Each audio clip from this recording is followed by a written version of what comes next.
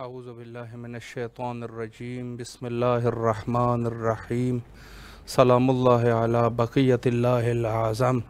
امام حسین علیہ السلام 4 عالمی چینل کربلا مقدسہ کے آن لائن ٹرانسمیشن پروگرام معرفت منتظر اجل اللہ تعالی فرجہ الشریف میں آپ کی خدمت میں حاضر ہے، اور ہمارے بقیہ جتنی بھی ٹرانسمیشنز ہیں ان کو آپ ملاحظہ فرما سکتے ہیں جادو ٹی وی، روکو T V, Amazon fire T V اور ایپل ٹی وی کے ذریعے سے۔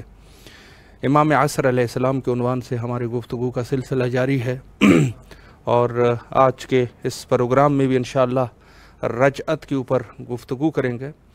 رجعت کے بارے میں کچھ اجمالی گفتگو ہم کر چکے ہیں کہ رجعت کا معنی ہوتا ہے واپس پلٹنا، یعنی اس کو اصطلاح میں آپ کچھ یوں سمجھ سکتے ہیں کہ جو لوگ دنیا سے جا چکے ہیں امام زمانہ علیہ السلام کے ظہور کے بعد، وہ لوگ واپس پلٹا دیے جائیں گے۔ البتہ اس میں سے کچھ لوگ، یا وہ لوگ جو مومنین ہیں اور یا وہ لوگ جو منافقین ہیں، کاذبین ہیں، کافرین ہیں، ظالمین ہیں، اس قسم کے لوگ۔ تو یہ یعنی پس ظالمین، یہ جتنے لوگ بھی ہیں وہ ظالمین کے احاطے میں آ جاتے ہیں۔ تو پس یا تو وہ ہے کہ جو مومنین ہے اور مومنین خاص، اور دوسرے جو لوگ ہیں وہ جو ظالمین ہے، ان لوگوں کو واپس پلٹا دیا جائے گا۔ تو یہ رجعت کا معنی ہے، رجعت یعنی واپس پلٹنا۔ البتہ اس کے اعتقاد کے بارے میں بھی علماء سے گفتگو ہو چکے، تقریباً 3 سے 4 پروگرام۔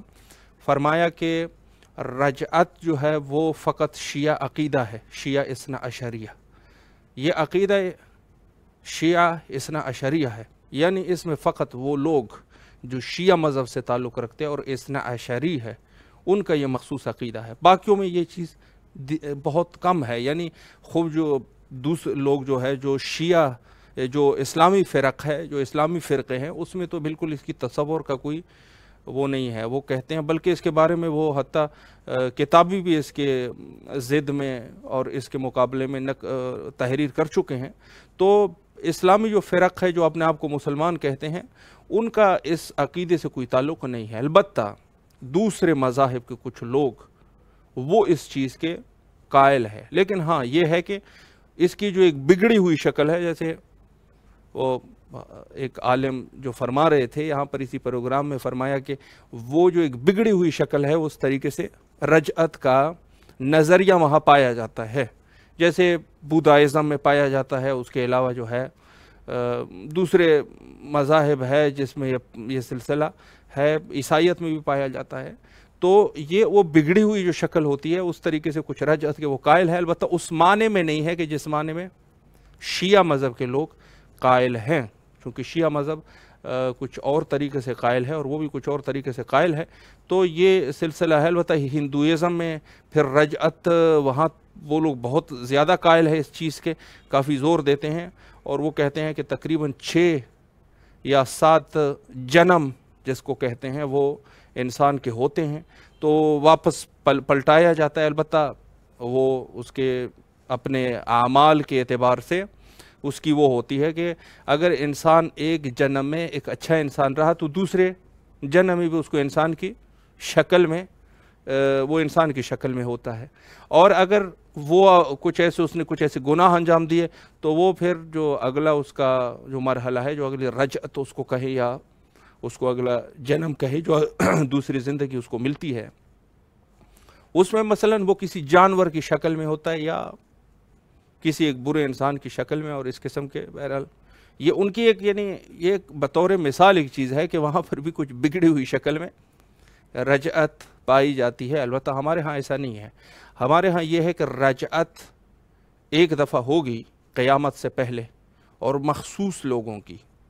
علماء اس کا بہت سارا فلسفہ بیان کرتے ہیں کہ بھئی رجعت قرآن سے تو ثابت ہے، چونکہ قرآن سے پہلے بھی گفتگو کر چکے تھے، تقریباً اس سے پہلے بھی 1-2 جلسوں میں ہم گفتگو کر چکے ہیں کہ نہایت ہی آسانی سے قرآن سے ثابت ہے، 3-4 آیتوں سے بالکل واضح ثابت ہے کہ رجعت ہوئی ہے، کچھ لوگوں کی رجعت ہوئی ہے، اور جس میں ایک مثال وہ آیت ہے کہ جب حضرت ابراہیم علیہ السلام نے وہ پرندے کو ذبح کیا اور پھر اس کے مختلف ٹکڑے جو ہے مختلف جگہوں پہ رکھے اور پھر وہ ایک ہو گیا اور پرندہ، بہرحال وہ بڑی لمبی چوڑی بحث ہے، اس کی طرف میں نہیں جانا چاہتا، لیکن ایک رجعت جو ہے وہ ہوتی ہے، چاہے وہ مثلا انسان سب کچھ ہڈی اور گوشت اور سب کچھ خاک میں خاک ہو جائے، پھر بھی اللہ سبحانہ و تعالیٰ کی قدرت کچھ اس طریقے سے ہے کہ رجعت ہو سکتی ہے، اور وہ علی کل شیء قدیر ہے، اسے پہلے بھی کر چکے ہیں اللہ کی قدرت۔ تو اللہ کی قدرت قرآن میں مثالیں موجود ہے جہاں پر رجعت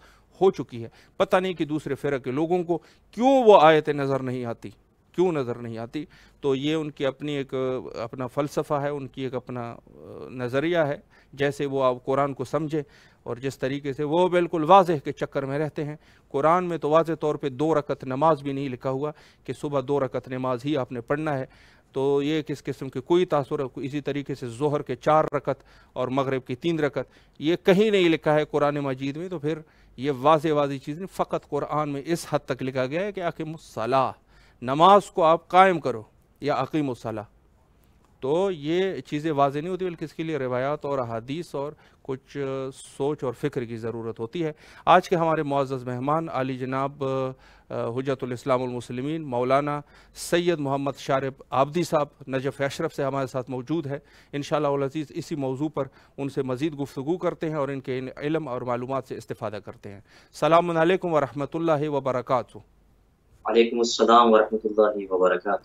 قبلہ خیریت سے ہیں انشاءاللہ؟ الحمدللہ، دعائیں ہیں آپ سلامت رہے۔ سب سے پہلے تو ماہ مبارک رمضان العظیم کے مناسبت سے آپ کو تبریک عرض کرتے ہیں، اور آپ کے نہایت ہی سلامت رہے، اور آپ کے نہایت ہی ممنون اور مشکور ہے کہ نہایت ہی مصروفیات کے باوجود یہ دوسرا جلسہ ہے، آپ تشریف لائے اور ہمیں خدمت کا یہ موقع فراہم فرمایا۔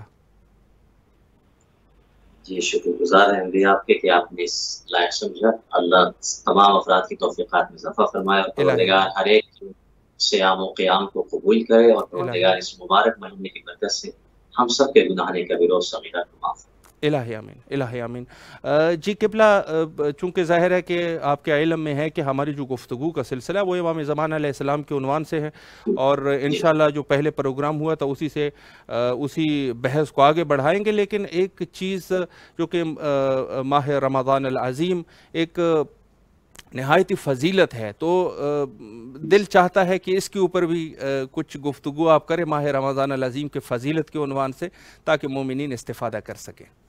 جی انشاءاللہ۔ جی اعوذ باللہ من الشیطان الرجیم، بسم اللہ الرحمن الرحیم، الحمدللہ رب العالمین، والصلاة والسلام علی اشرف الانبیاء محمد وآلہ الطیبین الطاہرین، واللعنة الدائمة على أعدائهم أجمعين، أما بعد، فقد قال رسول الله صلى الله عليه وآله وسلم: أيها الناس، إنه قد أقبل إليكم شهر الله بالبركة والرحمة والمغفرة، شهر وعند الله أفضل الشهور۔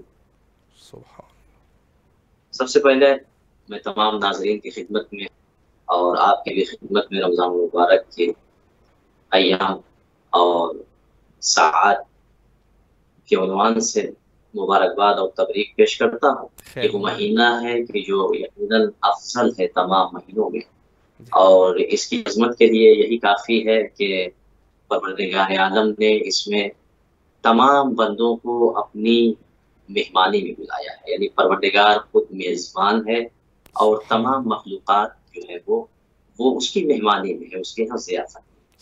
اور ہم دیکھتے ہیں کہ دنیا میں اگر کوئی بھی کسی کو اپنے یہاں دعوت دیتا ہے تو وہ اپنے شایان شان کے مطابق اس کے لیے اہتمام کرتا ہے، اس کے لیے ہر اعتبار سے کوشش کرتا ہے کہ ہمارے مہمان کو کسی بھی طریقے کی کوئی کمی نہ رہ جائے، کوئی مشکل نہ ہو، کوئی مشقت نہ۔ تو وہ پروردگار کی جو وحدہ لا شریک ہے، جس کی عطا میں کوئی کمی نہیں، جس کے یہاں خرچ کرنے سے جو ہے وہ کوئی چیز کم نہیں ہوتی، اور وہ ہر شے پر قادر ہے۔ تو اب ذرا ہم اندازہ کریں کہ اگر اس نے ہمیں اپنا مہمان بنایا ہے، تو اب اگر وہ میزبان ہے تو وہ کس اعتبار سے ہماری میزبانی کر سکتا ہے؟ ٹھیک ہے، تو اسی لیے وہ ہر اعتبار سے پروردگار ہماری میزبانی کے لیے آمادہ ہے. اب ضرورت یہ ہے کہ ہم اپنے کو مہمان کے لائق بنائیں کہ جو مہمان کے اصول ہوتے ہیں، ضیافت کے آداب ہوتے ہیں، ہم اس پر پورے اتریں. اس کے یہاں سے کوئی کمی نہیں. پروردگار ایک بہانہ تلاش کرتا ہے. میرے جملے ہیں کہ مثلا میرا بندہ کسی بھی عنوان سے مجھ سے درگزر کر لے، مجھ سے مغفرت طلب کر لے، میں اس مبارک مہینے میں اسے معاف کر دوں گا، چاہے جتنے اس کے گناہ ہوں، چاہے وہ جتنا میرا سرکش بندہ ہو.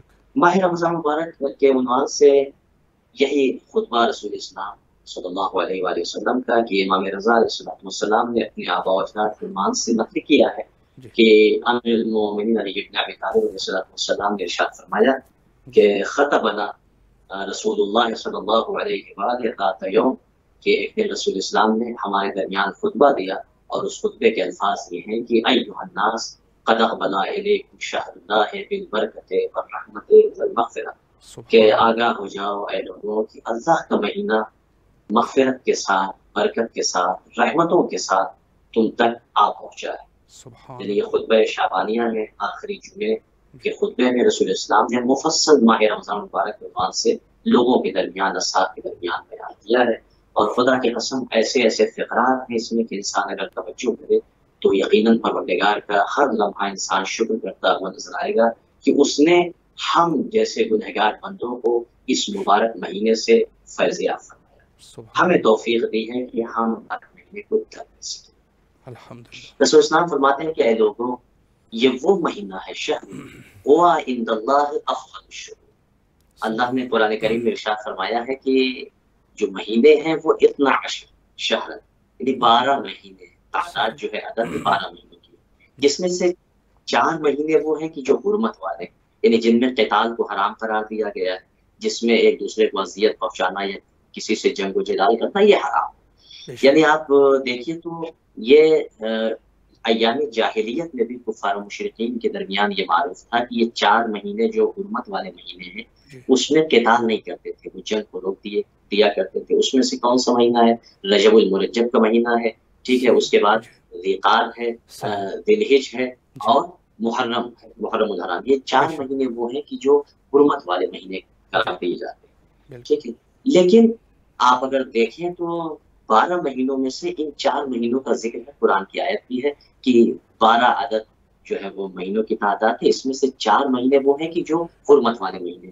لیکن ان 4 میں آپ اگر توجہ کریں تو کہیں پر ماہ رمضان مبارک کا ذکر نہیں ہے. یعنی کیا مطلب؟ 4 مہینے رجب المرجب، ذی قعدہ، ذی الحج اور محرم الحرام، یہ 4 مہینے جو حرمت والے قرار دیے گئے. اس کی یعنی حتیٰ حرمت نہ ہو، یعنی اس میں قتال کو روک دیا گیا، جنگ و جدال کو روک دیا گیا. یعنی ایام جاہلیت میں بھی، مسلمانوں کو چھوڑیے، ایام جاہلیت میں بھی لوگ اس کا خیال کرتے تھے. خود یہ حرمت کے مہینے بعض روایات میں ہے کہ جناب نبی اللہ ابراہیم کے زمانے سے قرار دیے گئے. لیکن اس کے سلسلے میں کیا کہا گیا کہ یہ اشہر الحرم ہے. یعنی کیا مطلب؟ حرمت والے مہینے ہیں. یعنی مہینے 12 ہیں لیکن جو حرمت والے مہینے ہیں، جو عظمت والے مہینے ہیں وہ 4 ہیں. لیکن ایک جملہ میں عرض کرنا چاہتا ہوں کہ اشہر الحرم اور ہے، افضل الشہور اور، یعنی حرمت کا مہینہ اور ہے. یعنی یہ 4 مہینے حرمت والے مہینے تو ہیں لیکن افضل شہور نہیں ہے. تمام مہینوں میں افضل مہینہ قرار نہیں دیا گیا. اگر افضل مہینہ کسی کو قرار دیا گیا ہے، برکتوں والا مہینہ قرار دیا گیا ہے، رحمتوں والا مہینہ قرار دیا گیا ہے، مغفرتوں والا مہینہ قرار دیا گیا ہے، تو وہ صرف اور صرف ماہ رمضان مبارک ہے کہ جس کے سلسلے میں رسول اسلام کہتے ہیں کہ یعنی ہوا شہر ہوا عند اللہ افضل الشہور. یہ وہ مہینہ ہے جو اللہ کے نزدیک تمام مہینوں میں افضل ترین مہینہ ہے. یعنی تمام مہینوں سے بافضیلت مہینہ، تمام مہینوں سے افضل ترین مہینہ. اس کے بعد عجیب جملے ہیں خدا کی قسم، وَأَيَّامُهُ أَفْضَلُ الْأَيَّامِ. اس مہینے کے دن جو ہیں، ایام ہیں، وہ تمام مہینوں کے ایام سے افضل ہے. وَلَيَالِيهِ أَفْضَلُ اللَّيَالِي. اس کی راتیں تمام راتوں سے افضل. وَسَاعَاتُهُ أَفْضَلُ السَّاعَاتِ. حتیٰ کہ اس کی ساعتیں تمام اوقات سے افضل.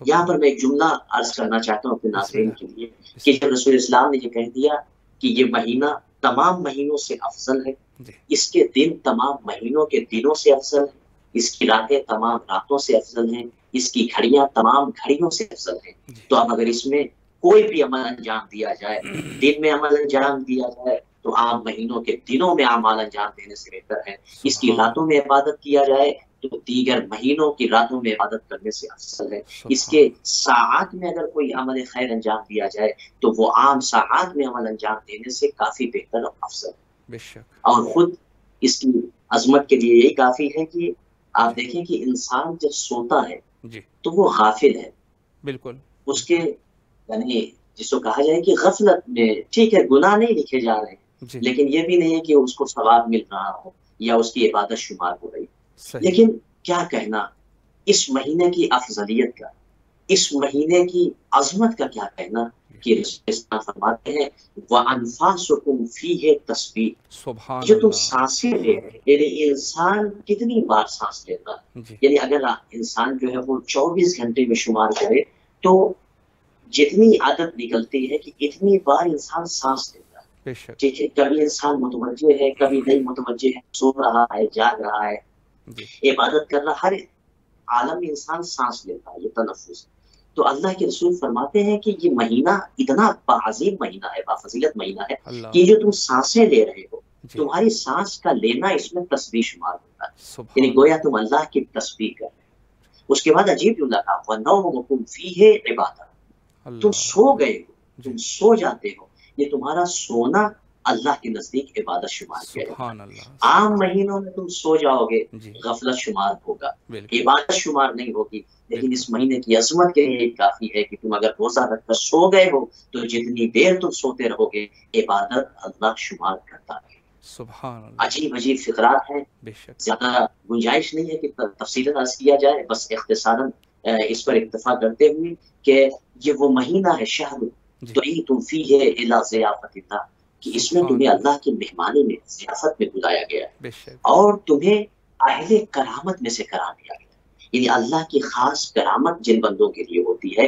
اس میں سے تم روزے داروں کو قرار دیا۔ اس کے بعد اسلام نے فرمایا کہ تم میں سے ہر ایک کو چاہیے کہ صلی اللہ کہ اللہ سے سوال کرے، کس چیز کا؟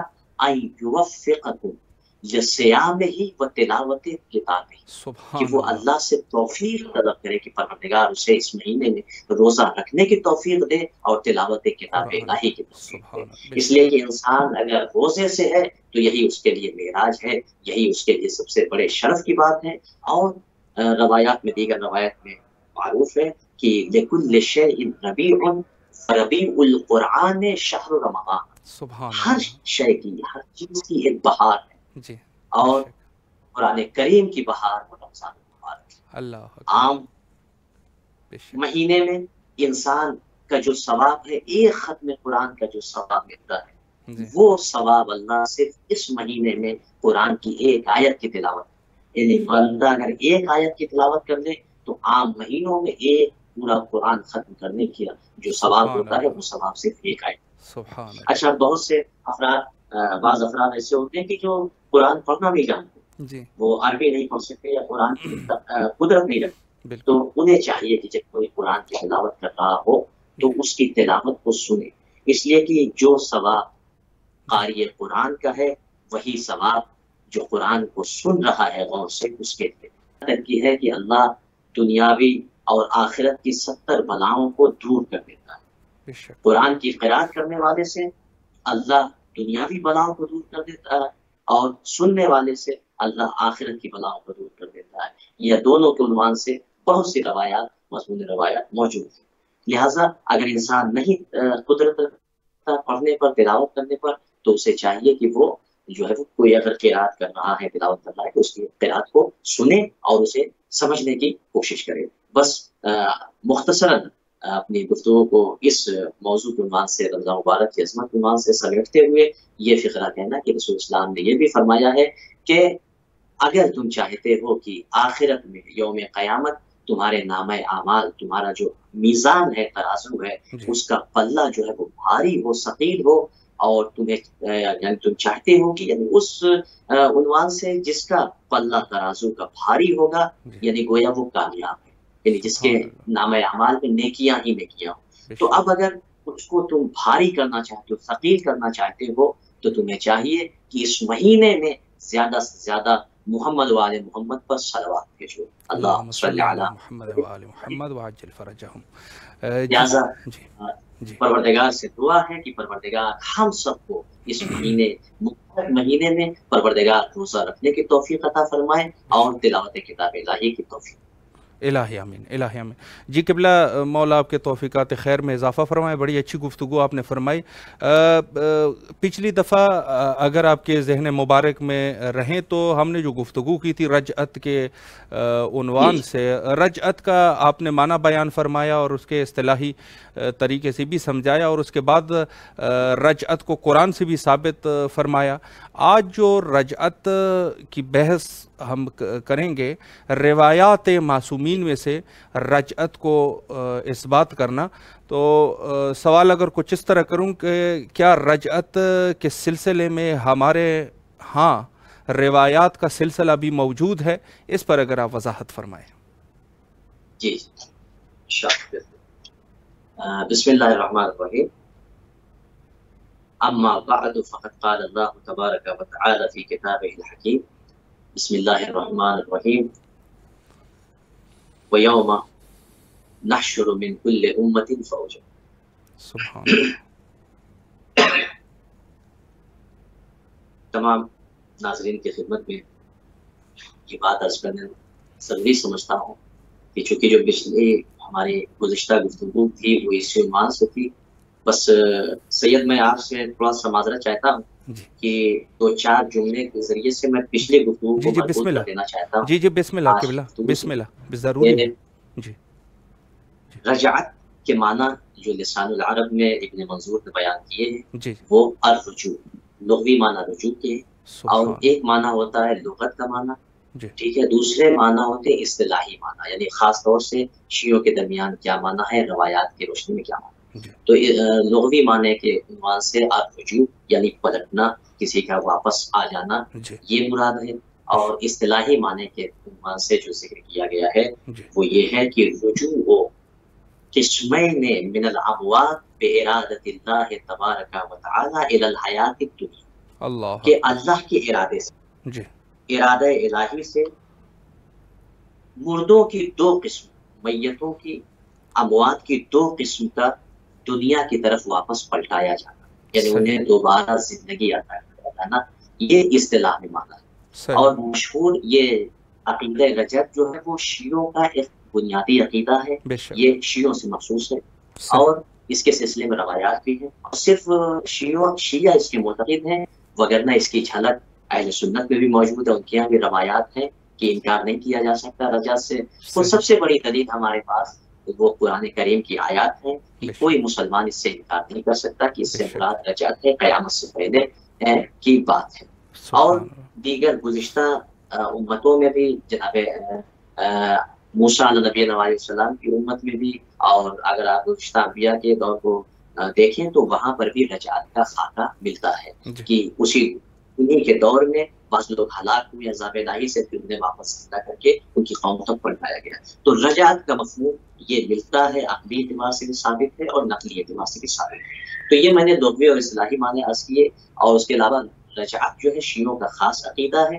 لیکن ایک بات اور ضروری عرض کرنا چاہتا ہوں کہ یعنی ہمارے یہاں مشہور جو علماء کا یہ ہے کہ یہ رجعت جو ہے وہ شیعوں کا بنیادی عقیدہ ہے۔ بعض افراد ایسے ہیں کہ جو یہاں ثابت نہیں ہے، لیکن یہ رجعت اگر کوئی انسان معتقد نہ ہو تو یہ مثلاً ضروریات مذہب میں سے نہیں ہے، مثلاً کہ انسان شیعت سے خارج ہو جائے گا یا انسان جو ہے وہ اسلام سے خارج ہو جائے گا، یہ گویا قیامت کی قسموں میں سے ایک قسم ہے۔ جس طریقے سے مثلاً دعوت الارض کا خارج ہونا، دجال کا آنا، ٹھیک ہے، یہ ساری چیزیں جو قیامت کے سلسلے میں نشانیاں ہیں، اس میں سے ایک رجعت بھی ہے قیامت سے۔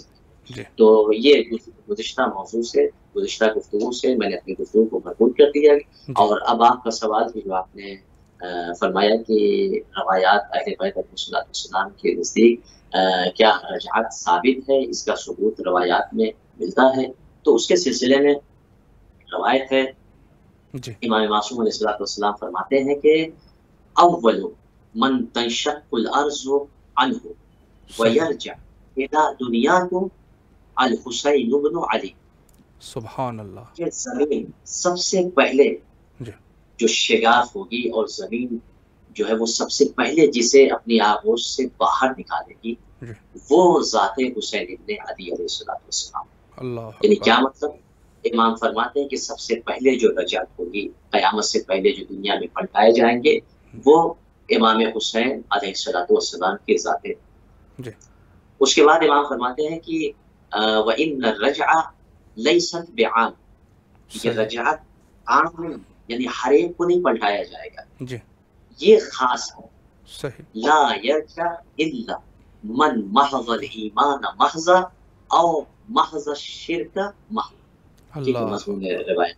جی جو خالص مومن ہوگا صحیح. وہ پلٹایا جائے گا، جو خالص کافر ہوگا وہ پلٹایا جائے گا. اچھا، صحیح. یہ بھی عجیب فقرات ہیں روایت کے کہ جو کافر ہوں گے، جو مشرک ہوں گے، ان کا کفر، ان کا شرک، وہ گزشتہ کفر اور شرک سے زیادہ سخت ہوگا رجعت. صحیح. یعنی وہ اور خطرناک قسم کے ہوں گے اپنے کفر کے اعتبار سے، اپنے شرک کے اعتبار سے. صحیح. یعنی یہ نہیں کہ ان کو شرمندگی ہوگی یا وہ مثلا کہ ہم کو پلٹایا گیا ہے لہٰذا ہم راہ راست والے، نہیں، وہ اور زیادہ اپنے کو کہیں گے کہ اس کا مطلب ہم دنیا میں حق پہ تھے جو ہمیں واپس پلٹایا گیا. یہ کفار و مشرکین اور زیادہ ان کا کفر اور شرک جو ہے وہ سخت ہوگا. تو صحیح. یہ روایت. جی اس کے علاوہ امام محمد باقر علیہ السلام سے جو ہے اور امام صادق علیہ السلام سے بھی روایت ہے کہ امام نے، کسی نے، صحابی نے پوچھا کہ مولا اس سے مراد کیا ہے؟ وَيَوْمَ نَحْشُرُ مِنْ كُلِّ أُمَّةٍ فَوْجًا، یہ قرآن کی آیت ہے، اس سے مراد کیا ہے؟ صحیح. تو امام نے سوال کیا کہ ظاہر بات اس زمانے کی بات ہے، اہل عراق اس آیت کے سلسلے میں کیا کہتے ہیں کہ یہ اس آیت کا تعلق کس چیز سے؟ تو صحابی نے، راوی نے بیان کیا کہ فرزند رسول وہ کہتے ہیں کہ یہ قیامت، اس سے مراد قیامت. تو امام نے سوال کیا کہ کیا اللہ قیامت میں صرف ایک گروہ کو پلٹائے گا اور باقیوں کو چھوڑ دے گا؟ اگر اس آیت پر غور کریں کہ وَيَوْمَ نَحْشُرُ مِنْ كُلِّ أُمَّةٍ فَوْجًا، اس دن ہم ہر امت سے ایک گروہ کو جو ہے وہ محشور کریں گے. یعنی ہر امت سے ایک گروہ. کیا مطلب؟ کیا قیامت میں اللہ صرف ایک گروہ کو پلٹائے گا؟ نہیں، قیامت میں تمام افراد، یعنی اولین آخرین، ہر ایک کو پلٹائے گا، چاہے وہ مومن ہو، فاسق ہو، منافق ہو، سب کو اللہ محشور کرے گا. لیکن یہاں پر اس آیت کا یہ کہنا ہے کہ ایک گروہ کو، ہر امت سے ایک گروہ کو ہم محشور کریں گے. تو امام نے فرمایا اس سے بات جو ہے وہ کیا ہے؟ رجعت ہے قیامت سے. اور جو رجعت کے سلسلے میں آیت ہے وہ یعنی رجعت کے سلسلے میں یہ آیت ہے وَيَوْمَ نَحْشُرُ مِنْ كُلِّ أُمَّةٍ فَوْجًا، ایک فوج کو ہر امت سے ہم محشور کریں گے. لیکن جو قیامت کی آیت ہے، جو قیامت کی طرف دلالت کرتی ہے، وہ کیا ہے؟ وَحَشَرْنَاهُمْ فَلَمْ نُغَادِرْ مِنْهُمْ أَحَدًا، ہم ہر ایک کو محشور کریں گے، تمام کے تمام افراد کو محشور کریں گے، کسی ایک کو بھی نہیں چھوڑیں گے. اللہ اکبر. جو رجعت کے سلسلے میں وہاں پر یہ ہے کہ ایک فوج کو، ایک گروہ کو ہم پلٹائیں گے. لیکن جو قیامت کے سلسلے میں آیا تھا اس میں سے کسی ایک کو بھی ہم چھوڑیں گے نہیں، ہر ایک کو محشور. جی بالکل. جو کفار مشرکین ہوں گے ان کو جہنم کی طرف بھیجا جائے گا، جو مومن ہوں گے ان کو حساب و کتاب اور جنت کی طرف ان کو رہنمائی کی جائے گی. تو آیات صرف یہ میں نے 2 آیات آپ کے سامنے گزارش کی ہے. وَإِلَّا اس کے علاوہ بھی مثلا آیت ہے کہ اہل کتاب جو ہے ان میں سے کوئی ایک بھی ایسا نہیں ہوگا مگر یہ کہ وہ مرنے سے پہلے اے رسول آپ پر ایمان لائے گا. صحیح. اگر آپ دیکھیں تو رسول اسلام کی زندگی میں بہت سے اہل کتاب جو ہے وہ اس دنیا سے گزرے، لیکن وہ اپنے اسی مذہب پر، اسی مسلک پر اس دنیا سے رخصت ہو گئے. صحیح. جی. اب آیت کہہ رہے ہیں کہ جو بھی اہل کتاب، ٹھیک ہے، وہ مرے گا، اس کا دم نکلے گا تو وہ آپ پر ایمان لائے گا، وہ دائرے اسلام میں آئے گا، تب اس کی موت ہوگی. لیکن بہت سے آج بھی لوگ اس حالت میں مرتے. تو مطلب کیا ہے؟ آیت کا انکار کر دیا جائے؟ نہیں، اس کی تعویل ابھی آئے گی. اس کی تعویل کب آئے گی؟ کہ جب رجعت ہوگی، اس میں رسول اسلام خود نازل ہوگی، ان کی رجعت ہوگی، اور جناب عیسیٰ نبی علیہ السلام کی رجعت ہوگی، تو جناب عیسیٰ کو دے کر تمام اہل کتاب جو ہے نصارہ وہ ایمان لائیں گے۔ اب ہم آیت کو ملائیں کہ اہل کتاب میں سے کوئی نہیں ہوگا مگر یہ کہ اپنی موت سے پہلے وہ آپ پر ایمان لائے گا۔ جب نزول جناب عیسیٰ ہوگا اس دنیا میں تو انہیں دیکھ کر تمام اہل کتاب ایمان لائیں گے، رسول اسلام کی نبوت اور ان کے دین پر ایمان۔ جی تو یہ میں نے جو عرض کیا جی جی جی بسم اللہ، بعض آیات جی جو قرآن کریم کی کہ جس کے سلسلے میں ائمہ علیہ السلام نے فرمایا کہ اس سے مراد رجعت ہے، قیامت نہیں ہے، اس لیے کہ قیامت میں اللہ تمام کے تمام افراد کو پلٹائے گا، مشہور کرے گا، کسی ایک کو نہیں چھوڑے گا، چاہے وہ دنیا میں عذاب کے ذریعے سے ان کو ہلاک کیا گیا ہو یا وہ اپنی موت مرے ہوں یا وہ شہید ہوئے، ٹھیک ہے۔ اور جو رجعت ہے اس میں صرف خاص گروہ کو پلٹایا جائے گا، جو بالکل مومن ہوگا، خالص مومن ہوگا، جو خالص کافر ہوگا، یا یہ کہ قاتل اور مقتول کو کہ وہ قاتل سے اپنا مقتول اپنا قصاص لے گا اور اپنا حق۔ سبحان اللہ، بے شک جی بے شک۔ جی قبلہ تقریباً ہمارے پاس 10-12 منٹ کا ٹائم بچا ہے۔ آپ نے تذکرہ فرمایا دعوت الارض کا، تو اس پر دعوت الارض سے کیا مراد ہے اور یہ کب ظاہر ہوگا، اس پر بھی اگر آپ وضاحت فرمائیں۔ بسم اللہ الرحمن الرحیم، قرآن مجید کی آیت کریمہ ہے کہ وَإِذَا وَقَعَ الْقَوْلُ عَلَيْهِمْ أَخْرَجْنَا لَهُمْ دَابَّةً مِّنَ الْأَرْضِ تُكَلِّمُهُمْ أَنَّ النَّاسَ كَانُوا بِآيَاتِنَا لَا يُوقِنُونَ۔ یہ قرآن كَانُوا بِآيَاتِنَا لَا يُوقِنُونَ، یہ قرآن مجید کی آیت ہے کہ جب ان پر جو ہے وہ گفتگو تمام ہو جائے گی، جب یعنی وہ وقت آ جائے گا تو ہم جو ہے وہ ان پر جو ہے وہ کیا زمین سے ایک چلنے والا، زمین پر چلنے والا ایک نکالیں گے، جی ہم اسے ظاہر کریں گے، ٹھیک ہے، کہ جو لوگوں سے کلام کرے گا، گفتگو کرے گا۔ کہ لوگ جو ہے اللہ کی آیتوں کے سلسلے میں جو ہے یقین نہیں رکھتے تھے، ایمان نہیں رکھتے تھے، تو اس وقت وہ جو زمین سے ہم زمین پر چلنے والا خارج کریں گے، اسے نکالیں گے، ظاہر کریں گے، تو وہ لوگوں سے گفتگو کرتا نظر آئے گا۔ یہ قرآن مجید کی آیت، ٹھیک ہے۔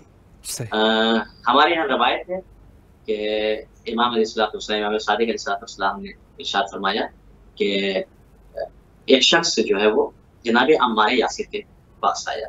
عمار یاسر کی کنیت ابو الیقظہ، تو کہتا ہے کہ یا ابو الیقظہ ان آیۃ فی کتاب اللہ، کہ اللہ کی کتاب میں ایک آیت ہے کہ جس نے مجھے جو ہے وہ پریشان کر دیا ہے، میرا دل تنگ ہو گیا جی، شکت بھی، اور مجھے شک و شبہے میں ڈال دیا۔ صحیح۔ تو جناب عمار نے پوچھا کہ وَأَيُّ آیت، یہ کون سی آیت ہے کہ جس نے تمہارے دل کو تنگ کر دیا ہے، تم پر گراں گزر رہی ہے اور تم شک و شبہے میں مبتلا ہو گئے؟ جی۔ تو اس نے کہا کہ اللہ کا یہ قول وَإِذَا وَقَعَ الْقَوْلُ عَلَيْهِمْ أَخْرَجْنَا لَهُمْ دَابَّةً مِّنَ الْأَرْضِ تُكَلِّمُهُمْ، کہ ہم اس وقت جو ہے وہ زمین پر چلنے والا ایک ظاہر کریں گے، نکالیں گے کہ جو لوگوں سے گفتگو کرتا نظر آئے گا۔ تو کہا یہ کون ہے، یہ دابہ الہی، یہ کون دابہ ہے، کون ہے جو زمین پر چلنے والا ہوگا؟ وہ اس وقت آخری زمان مثلا جب ایسا وقت آئے گا تو وہ نکلے گا اور وہ ظاہر ہوگا اور لوگوں سے گفتگو کرنا نظر آئے گا۔ اب جناب عمار کے فقہ، جناب یہ جو روایت کے فقہ ہے کہ جناب عمار نے جیسے یہ جملہ سنا، انہوں نے کہا کہ واللہ، جی، کہ خدا کی قسم، صحیح، ما اجلس ولا آکل ولا اشرب، خدا کی قسم، یعنی قسم اٹھایا، حرف اٹھایا کہ خدا کی قسم نہ میں بیٹھوں گا، نہ میں کھاؤں گا، نہ میں کچھ پیوں گا، حتی اریگہ، جب تک کہ میں تمہیں دابہ الہی دکھانا۔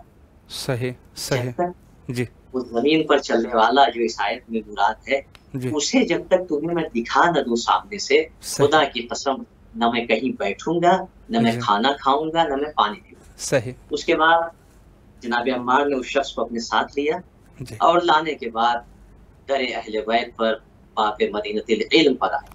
اللہ آنے کے بعد سبحان اللہ، جیسے ہی مولا کائنات نے جناب عمار کو دیکھا، کہا یا ابا الیقظان حلم، مولا کائنات اس وقت جو ہے وہ یاکل التمر والزبد، وہ کھجور اور مکھن جو زبد یہاں بولا جاتا ہے، جی وہ تناول فرما رہے ہیں. صحیح. تو جناب عمار کو کہا اے ابل اقزام تشریف لائیے، آپ بھی میرے ساتھ تناول کیجیے. جی جناب عمار جو ہے زمین پر دو زانو ہو کر بیٹھ گئے، جی کھانے بھی لگے، اس کے بعد وہاں پر پانی بھی پیا. اب یہ جو دیکھ رہا تھا یہ شخص اسے بڑا گرا گزرا. جیسے ہی جناب عمار فارغ ہوئے، اٹھنا چاہتے ہیں، جب وہاں سے تناول کر کے جب کھڑے ہوئے تو اس کے بعد یہ کہتا ہے کہ یا ابل اقزام سبحان اللہ، یعنی تم نے حلف اٹھایا تھا، تم نے قسم اٹھائی تھی کہ یعنی جب تک تم مجھے دعوت الارض دکھا نہیں دو گے، نہ تم بیٹھو گے، نہ تم کھاؤ گے، نہ پیو گے. اب جناب عمار نے عجیب کہا کہ میں نے تمہیں دکھا دیا ہے، اگر تم عقل رکھتے ہوگے. اللہ اکبر، اللہ اکبر. بصارت کے ساتھ ساتھ بصیرت کی بھی ضرورت. سبحان جناب اللہ. عمار نے کہا میں اس وقت تک نہ بیٹھوں گا، نہ کھاؤں گا، نہ پیوں گا جب تک دعوت الارض تمہیں دکھا نہ دوں. اور اب میں بیٹھ بھی گیا ہوں، میں نے کھایا بھی ہے، پیا بھی ہے، اس کا مطلب میں نے تمہیں دعوت الارض دکھا دیا. ٹھیک ہے، یہ جناب عمار نے اشارہ کر دیا. اس کے علاوہ رسول اسلام جو مسجد میں داخل ہوئے. جناب مولانا متقیان بالو کو، ریت کو جمع کر کے ایک تکیہ کی شکل میں بنا کر اس کے اوپر اپنے سر کو رکھے ہوئے تھے. تو جناب رسول اسلام نے پیر سے جناب مولا کائنات کو بیدار کیا کہ اٹھایا کہ قم یا ابا تراب. ٹھیک ہے، اس کے اور ایک جملہ ہے کہ قم یا دابۃ الارض، اے زمین پر چلنے والے، اٹھ جا اے دابۂ الہی، کھڑے ہو جاؤ. تو ایک صحابی نے کہا کہ یا رسول اللہ ایسمی بعضنا بعضا، کیا اس لقب سے ہم میں سے بعض کو پکار سکتا ہے؟ رسول اسلام نے فرمایا کہ نہیں، ہرگز نہیں. یہ لقب صرف اس ہے امیر المومنین علی بن ابی طالب. سبحان اللہ. اور دوسری روایت ہے کہ رسول اسلام نے کہا کہ اے ابو الحسن، کہ جب آخری زمانہ آئے گا تو اللہ تمہیں بہترین شکل و صورت میں، یعنی ایک خوبصورت شکل و صورت میں اللہ تمہیں دنیا میں ظاہر کرے گا، اور تمہارے ہاتھ میں ایک عصا ہوگا، ایک نشانی ہوگی کہ جس سے تم لوگوں کی پیشانی پر علامت لگاؤ گے. بعض روایت میں ہے کہ مولا کائنات وہ جو ہے وہ ایک عصا ہوگا، اور خاتم جناب سلیمان بھی ہوگی، انگوٹھی ہوگی کہ جس پہ مومن کی پیشانی پر نشان لگائیں گے، یعنی یہ مومن ہے. اور کافر کے اس پہ پیشانی پر ظاہر ہوگا یہ کیا کافر ہے. یعنی اتنا واضح ہوگا کہ مومن کافر کو خطاب کرے گا چونکہ پیشانی پر لکھا ہوگا، اور کافر مومن کو خطاب کرے گا کہ اے مومن یا اے کامیاب افراد. تو دعوت الارض سے مراد مولا متقیان غالب کل غالب. سبحان اللہ، سبحان اللہ. بے شک بے شک. جی قبلہ، تقریباً ہمارے پاس 4 منٹ کا ٹائم بچا ہے.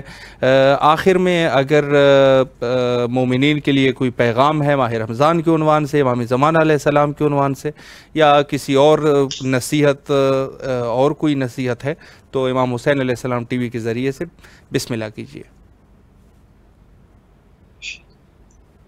میں تمام ناظرین کی خدمت میں جی سب سے پہلے اپنے نفس سے ابتدا کرتا ہوں کہ ہم اس مبارک مہینے میں خاص طور سے پروردگار کی رحمتوں، اس کی مغفرت اور اس کی برکت کو طلب کریں.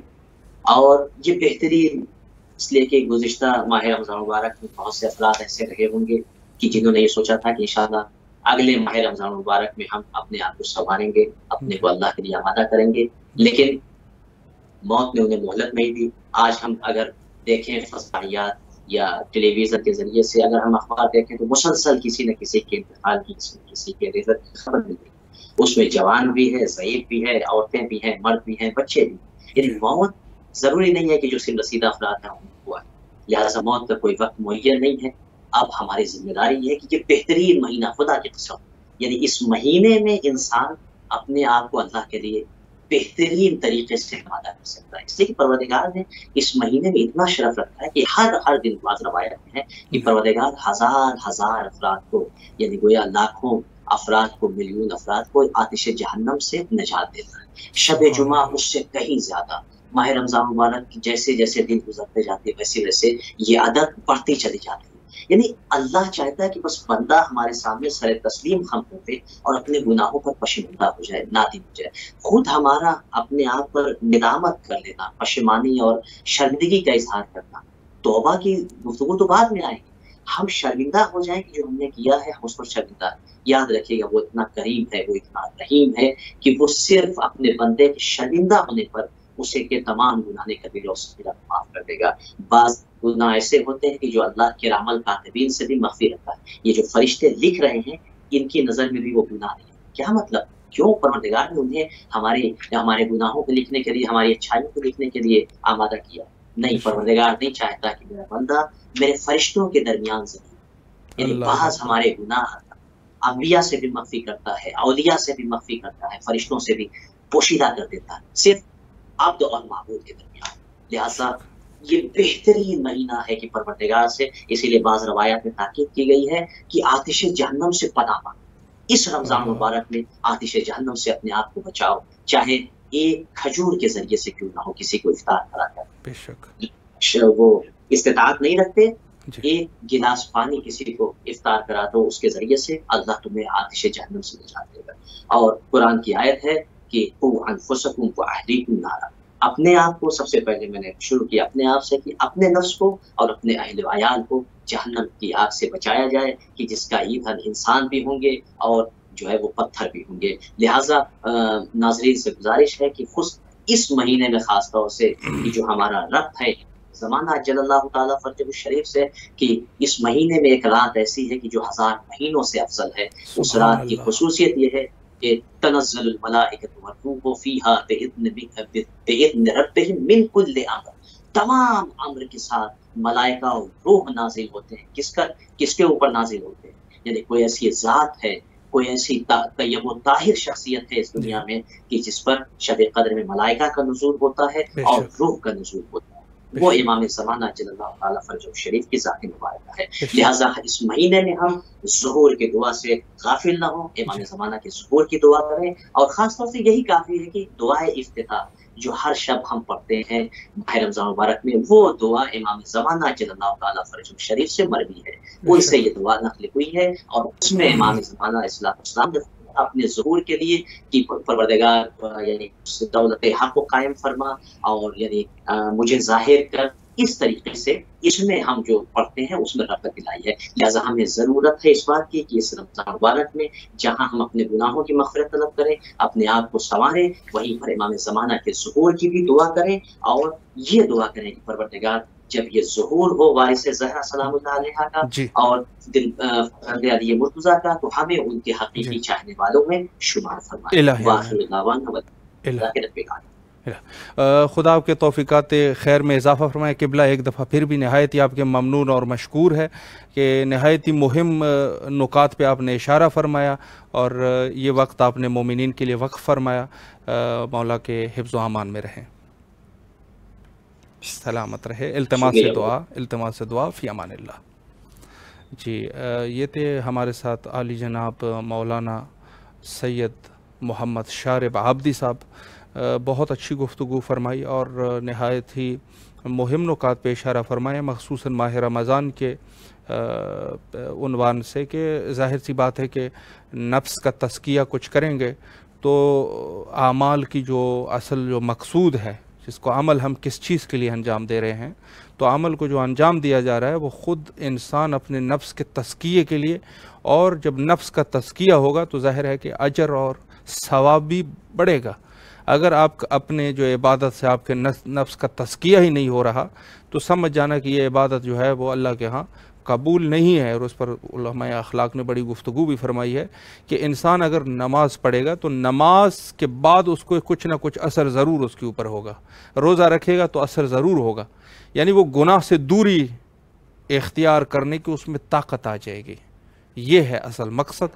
تو اعمال جتنی بھی ہے اس سے یقیناً انسان جو ہے اس کی تزکیہ نفس بھی ہوتا ہے اور انسان جو ہے وہ اس سے اس کی روح کو تقویت ملتی ہے. تو ماہ رمضان بہترین موقع ہے اور اس میں ہمیں زیادہ سے زیادہ ظہور امام زمان علیہ السلام کے لیے دعا کرنی چاہیے. اللہم عجل لولیک الفرج.